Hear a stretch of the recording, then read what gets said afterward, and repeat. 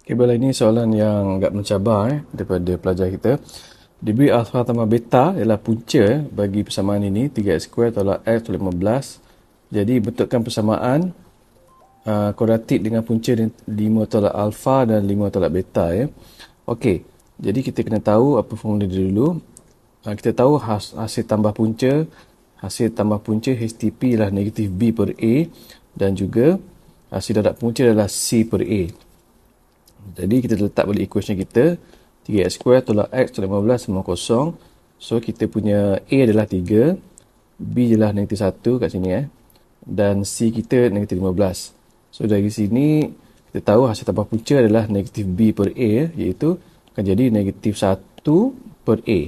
So negatif memang ada, negatif 1 per A. So jawapan dia adalah 1 per 3, negatif positif, ataupun kita boleh cakap dia adalah alfa tambah beta iaitu sama dengan 1 per 3. Seterusnya hasil darab punca C per A. So C dia adalah negatif 15 per A, 3. So boleh potong jadi negatif 5. So kita boleh simpulkan ini adalah alfa beta sama dengan negatif 5. So kita dapat ini dulu alfa tambah beta dan juga alfa beta.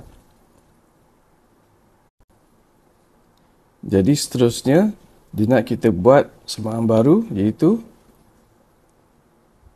kita kena guna pakai 5 tolak alfa dan 5 tolak beta berpadukan yang kita dapat tadi alfa tambah beta dengan alfa beta.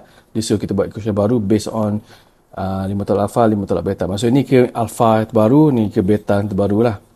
So dari sini kita letak hasil tambah punca iaitu yang ini tambah yang ni lah. So dia akan jadi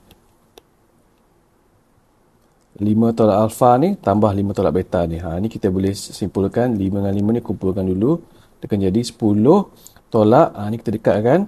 Dekat sini kita boleh buat factorize Jadi 10 tolak dan bracket alfa beta lah. So kalau kita buka dapat balik kan.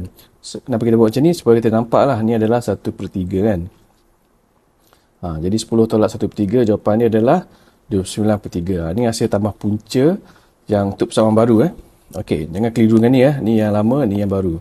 Jadi seterusnya kita buat hasil darab punca pula.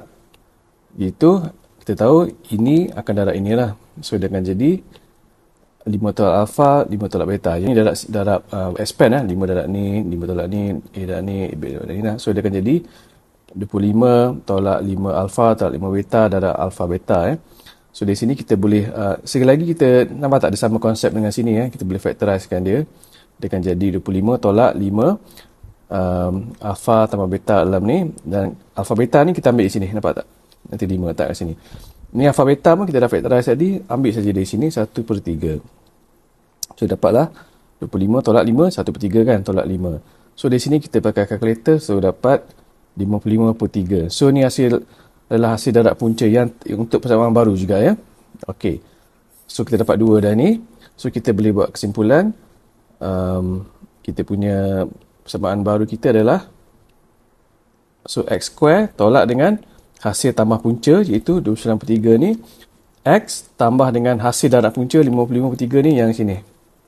Kita buat tadi ni 55 per 3 tak sini. So nampak So orang balik x² tolak hasil tambah punca x tambah dengan hasil darab punca yang baru. Okey, kali ni dia tak boleh nak ada fraction So kita kena darab 3 lah, darab 3 semua. So dia akan jadi maaf, ni sebenarnya bukan ni bukan 5, ni 3. So bila kita darab dia akan jadi 3x² potong so 3 darab semua lah, 3 darab ni potong, so tinggal lah macam ni. Jadi inilah jawapan akhir dia.